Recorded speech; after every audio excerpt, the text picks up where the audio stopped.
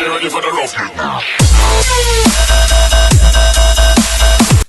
Hey everybody, it's Alex and Drew, GamerDude, and today we'll be reviewing Fallout 3 for the Xbox 360.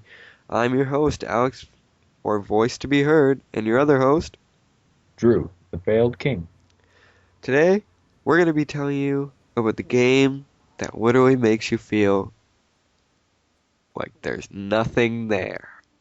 You feel alone all the time, and it's just you're post-apocalyptically wandering in a wasteland trying to find your father, who's dead. Not yet, at Well, least. not to you. Well, not to your character in the game, till the end. Which doesn't spoil anything because it tells it to you on the second mission. But did you see that part in the second mission, Drew?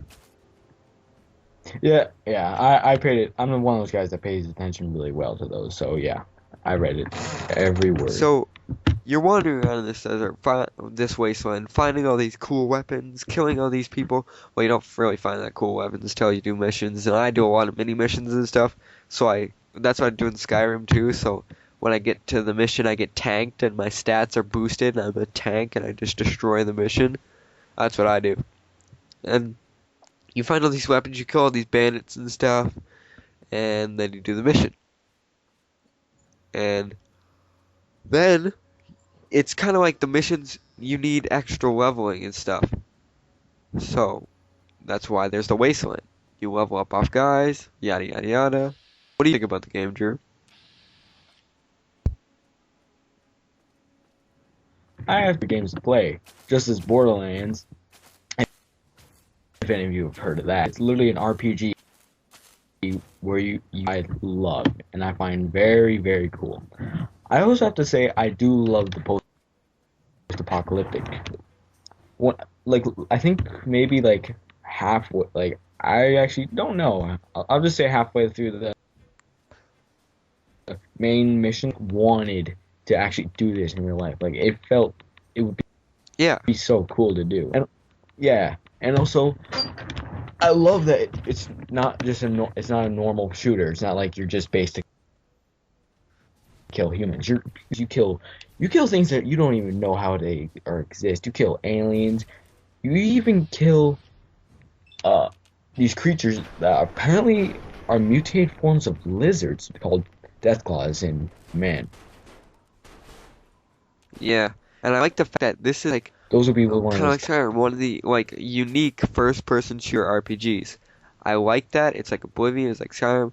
The first two Fallouts, this took a game changer for Fallout, because Fallout 1 and Fallout 2, they were kind of point and click games, and you kind of moved your guy around by clicking there, and he moved over there. It was like an over the entire game view. You know, like World of Warcraft or RuneScape or whatever. It's kind of like that, but it's not like that. But you click and he moves and you attack, and it's weird. And when they introduced Fallout 3, it's like, oh my gosh, this is a change in the whole game development. It's a change for the better. And these weapons and stuff, you find them throughout the game. Like you find these rare, like it's in the game. It's rare to find a grocery store with actual groceries in it. It makes you feel like that it's actually post-apocalyptic. Like you're actually going through something post-apocalyptic, not something that's like, well, resources everywhere, resources everywhere, resources everywhere. That's why I like this kind of game like Fallout and Skyrim. Resources are valuable. You need to get a lot of them before you do something. Go to do something. You go, you get your resources, you do it, you get more resources, you gather them, you can farm them, you can go and get them, you can buy them, you can do missions to get them. You just need to gather up on this stuff before you take on these giant missions and stuff. Don't you like that part about the game, Drew? Yeah, I have to say that like basically finding survival items and ways to survive are I love that very much. And also with not held down, like you don't just use guns. You can use melee weapons, you can use plasma weapons, explosives, or you can literally not even kill them. You can just sneak around through the whole game almost, which I loved. because it was Yeah. such a challenge. And also, I honestly loved that the fact that they implemented crafting into it as well. Like, take a fire hydrant and a car engine, and boom, you have yourself a super sledgehammer. Something that can not it goes from like boom, eh, guys, sort of damage to boom, you just made a home run on a super mutant. Yeah, I like that fact too.